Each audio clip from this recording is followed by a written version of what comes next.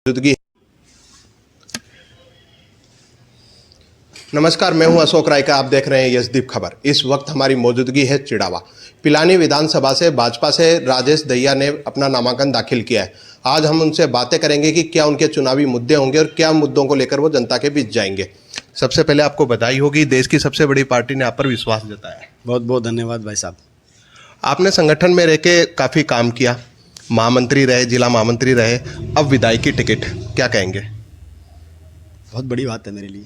मेरे जीवन में सबसे बड़ा दिन है, जिससे बढ़िया मेरे पास कोई अवसर नहीं हो सकता। मुझे इस योग्य समझा।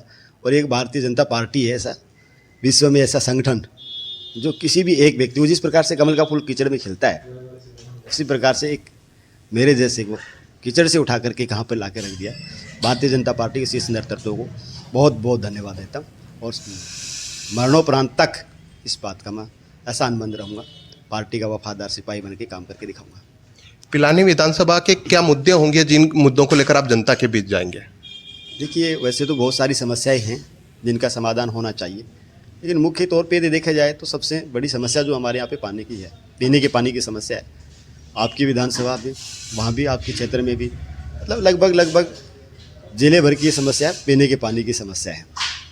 जल जीवन मिशन का काम चल रहा है।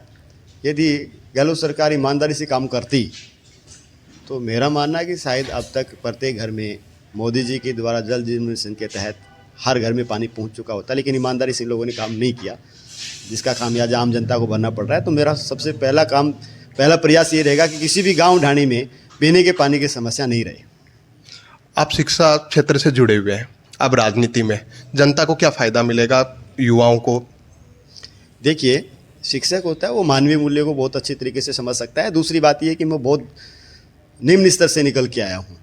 मैंने मजदूरी की है, मैंने पलदारी भी की है, मैंने अनाज मंडी में काम किया है, सीमेंट फैक्ट्री में मैंने काम किया है, बाज़ार में मैंने काम किया है।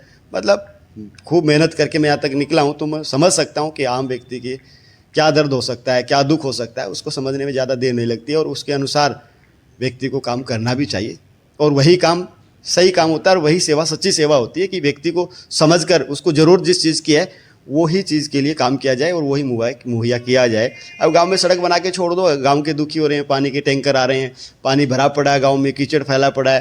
तो बहुत सारी चीज़ें ऐसी जिनकी पहले आवश्यकता उनके पहले काम करना चाहिए। दूसरी बात देखिए, अपने यहाँ पे पहले की यदि बात करें तो किसान 1 नंबर पर होता था, 2 नंबर पर होती था बिजनेस, और नौकरी होती थी 3रे नंबर पर, क्योंकि हमारे यहाँ पे बहुत पानी था और किसान समृद्ध था। अब स्थिति उल्टी हो गई है, नौकरी वाला 1 नंबर पे है, बिजनेस वाला 2 नंबर पे है, किसान तो 3रे, 4थे, 5वें पे चला गया बेचारा।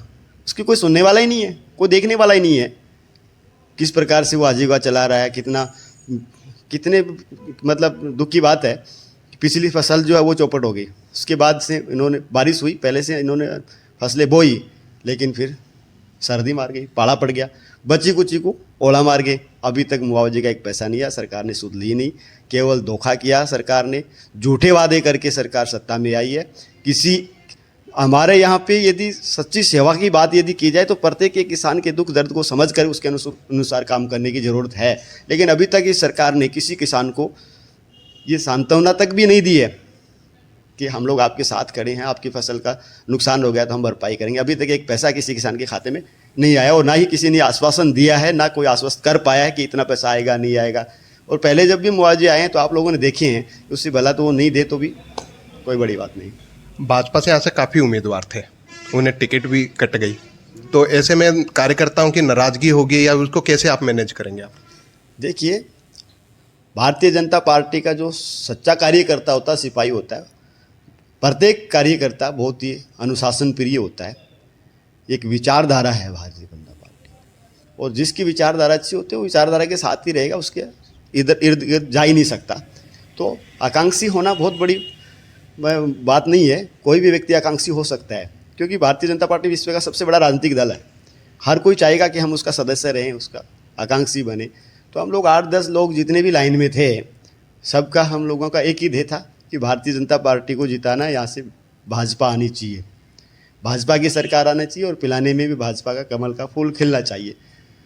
अब प्रत्याशी भले ही कोई भी हो, हमारा प्रत्याशी कमल का फूल मान करके हम लोग काम कर रहे थे और सब लोग संतुष्ट हैं। कोई एक दो संतुष्ट नहीं भी है तो हम प्रयास करेंगे उसको मनाने का, सब एकजुट होकर के काम करेंगे और पिलानी विधानसभा से भाजपा जीतेगी, निश्चित तौर पे जीतेगी और बड़े अंतराल के साथ जीतेगी।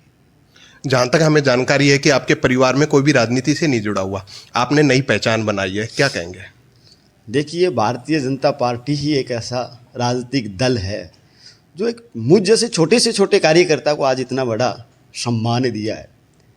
ये भारतीय जनता पार्टी में संभव है, नहीं तो परिवारवाद, उसका बेटा, उसका पोता, उसका रिश्तेदार, उसका नाती, उसका दामाद, वही चलता रहता है।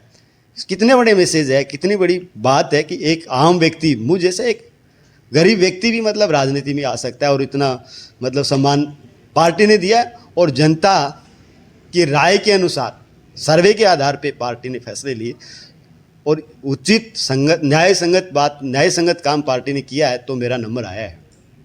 तो मैं तो शीर्ष नेतृत्व का बहुत बहुत आभारी हूँ, बहुत बहुत धन्यवाद देता हूँ। साथ ही में आपके चैनल के माध्यम से एक बात और बताना चाहूँगा। जिस पाठशाला से मैं निकला हूँ, विचार परिवार जिसने मुझे शिक्षा दीक्षा दी है, मुझे मार्गदर्शन दिया है, राष्ट्रीय स्वयंसेवक संघ का भी बहुत बड़ा योगदान है। बहुत बहुत धन्यवाद देता हूँ उनको। ये थे हमारे साथ राजेश दहिया जी। आपने जाने उनके मुद्दे क्या होंगे, उनका चुनावी विजन क्या होगा। यशदीप खबर के साथ बने रहें, सब्सक्राइब करें, लाइक करें।